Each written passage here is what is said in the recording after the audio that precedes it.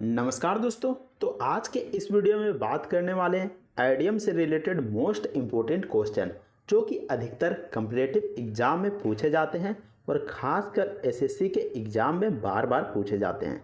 तो चलिए वीडियो को शुरू करते हैं। तो देख सकते हैं कि पहला क्वेश्चन में पूछा गया है कि at the drop of A head, यानी कि टोपी का गिरना।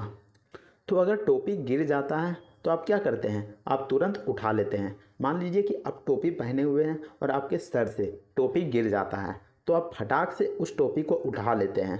तो उसी को यहाँ पर कहते हैं इंस्टेंटली। ऑप्शन ए इंस्टेंटली, यानी कि तुरंत, तुरंत या फिर झट से।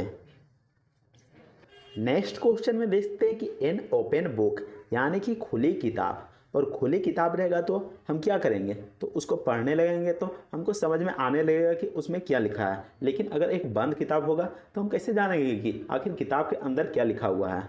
तो खुली किताब का मतलब क्या हो जाएगा, तो इस सवाल का जवाब हो जाएगा option number A, one about home it is easy to know everything, यानी कि जिसके बारे में आसानी से जाना जा सके, तो उसी को एन ओपन बुक कहेंगे। अगला क्वेश्चन में देखते हैं कि ए ब्लेसिंग इन डिस्क्यूज। तो इसका मतलब क्या हो गया, तो इसका मतलब हो गया कि दुख में भी सुख। तो बहुत सारे लोगों को ऐसा लगता है कि मैंने यह काम क्यों कर लिया, उसको दुख होता है, लेकिन बाद में वही उसके लिए फ़ायदेमंद बन जाता है। तो यहाँ पर देख सकते हैं option a trouble that brings benefits later, यानी कि एक ऐसा मुसीबत जो कि बाद में उसके लिए फ़ायदेमंद हो जाती है। तो उसी को यहाँ पर ए ब्लेसिंग इन डिस्क्यूज कहा गया है। तो ऑप्शन ए बिल्कुल सही जवाब हो जाएगा। नेक्स्ट क्वेश्चन में देखते हैं कि to turn a deaf ear, यानी कि अपने जो कान है उसको बंद कर लेना है, उसको बंद कर लेना है। आखिर ऐसा क्यों, तो देखते हैं यहाँ पर option B, to ignore someone's request और कंप्लेंट, किसी की रिक्वेस्ट या फिर किसी की कंप्लेंट, यानी कि अनुरोध या फिर शिकायत को इग्नोर कर देना। यानी कि बार बार आप कंप्लेन कर रहे हैं या फिर उससे विनती कर रहे हैं कि मेरा काम को कर दो, लेकिन वह बार बार इग्नोर कर रहा है। उसी को यहाँ पर कहते हैं to turn a deaf ear, यानी कि अपने कान को यहाँ पर बहरा कर लेना। नेक्स्ट क्वेश्चन में देखते हैं कि to be in a pickle. तो यहाँ पर पिक्कल का मतलब क्या होता है, तो पिक्कल का मतलब होता है अचार। और अचार को हम कहाँ रखते हैं, तो अचार को हम शीशे में रखते हैं।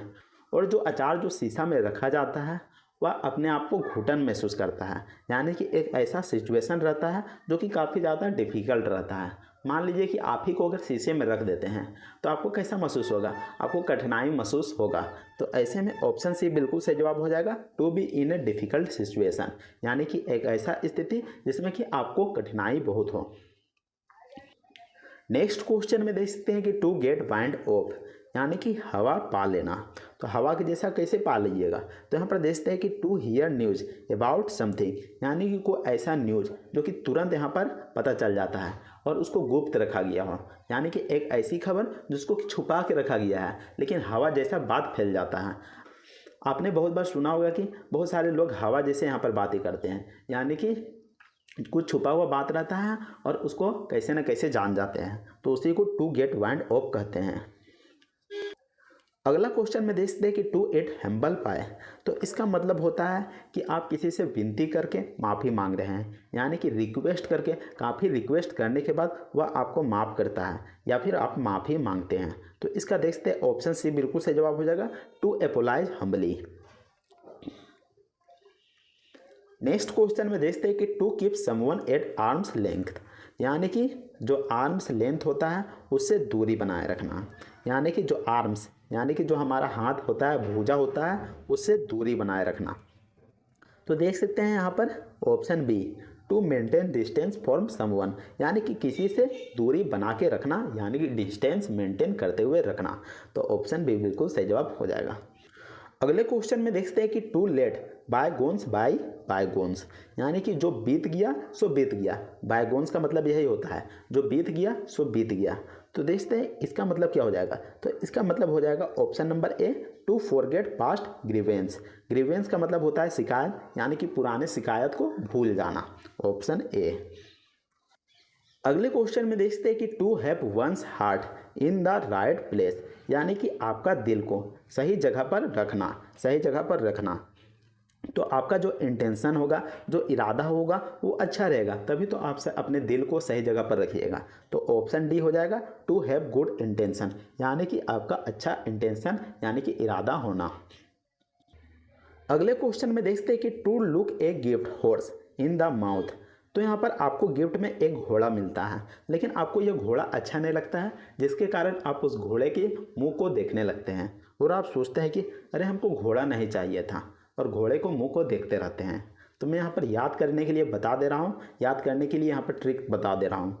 तो यहाँ पर देखते हैं इसका जवाब क्या हो जाएगा। तो इसका जवाब हो जाएगा ऑप्शन सी, यानी कि to find fault with something received as a gift, यानी कि आपको गिफ्ट के तौर पर कुछ यहाँ पर दिया जाता है, लेकिन आप उस गिफ्ट को यहाँ पर गलती साबित करने लगते हैं, उस गिफ्ट में गलतियाँ निकालने लगते हैं कि आखिर यह गिफ्ट हमको ये ऐसा दिया वैसा दिया, और आप उसमें गलतियाँ निकालने लगते हैं। तो उसी को यहाँ पर कहा जाता है to look a gift horse in the mouth.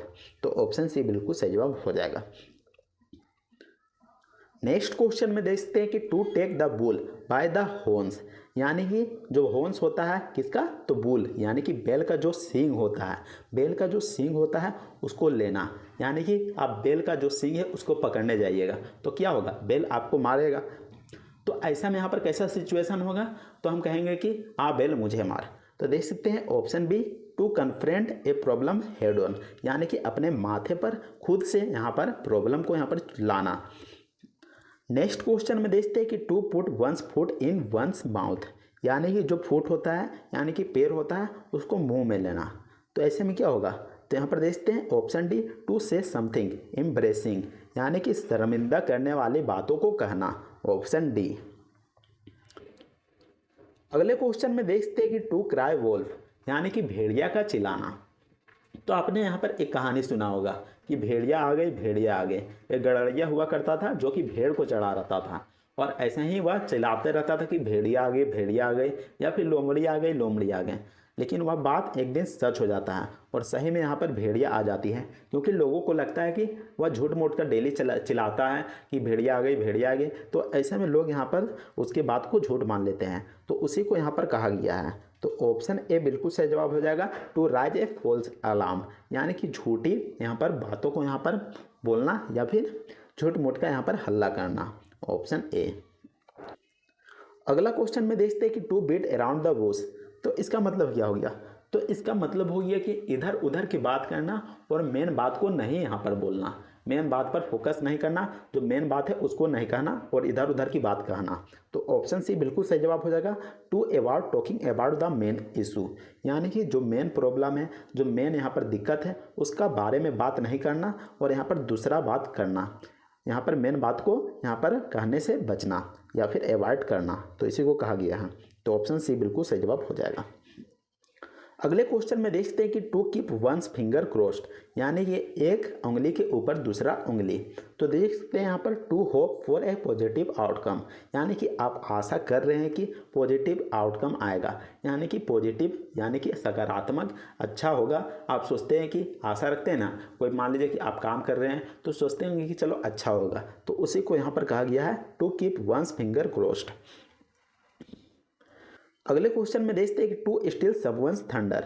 तो इसका मतलब क्या हो गया, तो इसका मतलब हो गया कि काम दूसरा व्यक्ति करे लेकिन आप उसका जो प्रशंसा है वह चुरा लें, यानी कि कोई काम दूसरा व्यक्ति करेगा और उसका बड़ाई को आप जाकर ले लीजिएगा, आपका यहाँ पर बड़ाई होने लगेगा। तो उसी को यहाँ पर कहा गया है टू स्टील समवन्स थंडर। तो यहाँ पर देख सकते हैं option D, to take credit for someone else work, यानी कि काम दूसरा व्यक्ति करेगा जाके क्रेडिट आप ले लीजिएगा कि मैंने किया। तो ऑप्शन डी बिल्कुल सही जवाब हो जाएगा। नेक्स्ट क्वेश्चन में देखते हैं कि to take something with a grain of salt. तो इसका मतलब क्या हो गया, तो इसका मतलब हो गया कि किसी भी चीज़ को आप सीरियस नहीं लेते हैं। तो देख सकते हैं to not take something too seriously, यानी किसी भी चीज़ को आप सीरियस नहीं लेते हैं, ऑप्शन ए। अगले क्वेश्चन में देखते हैं कि टू बी ऑन क्लाउड 9, यानी कि 9वें आसमान में होना। और से क्लाउड का मतलब तो यहाँ पर बादल होता है, लेकिन कहावत में कहा गया है कि 9वें आसमान में होना, यानी कि बहुत ही ज़्यादा खुश होना। तो ऑप्शन डी हो जाएगा, to be extremely happy. Next question में देखते हैं कि to be caught red handed, यानी कि रंगे हाथ पकड़े जाना। तो इसका क्या हो जाएगा, तो इसका जवाब हो जाएगा to be caught while committing a crime, यानी कि जब आप अपराध कर रहे होते हैं तभी आप पकड़े जाते हैं, यानी कि रंगे हाथ पकड़े जाते हैं। नेक्स्ट क्वेश्चन में देखते हैं कि टू बी इन द लाइटमेंट, तो इसका जवाब आपको हमें कमेंट करके बताना है कि आखिर टू बी इन द लाइटमेंट का जवाब क्या होगा। तो कमेंट सेक्शन में कमेंट करके हमें ज़रूर बताएं कि आखिर ऑप्शन ए होगा, बी होगा, सी होगा या फिर डी होगा। तो कमेंट करके हमें ज़रूर बताएं, और वीडियो पसंद आता है तो वीडियो को लाइक कीजिएगा और चैनल को भी सब्सक्राइब जरूर कर लीजिएगा। तो मिलते हैं नेक्स्ट वीडियो में, तब तक के लिए जय हिंद, वंदे मातरम।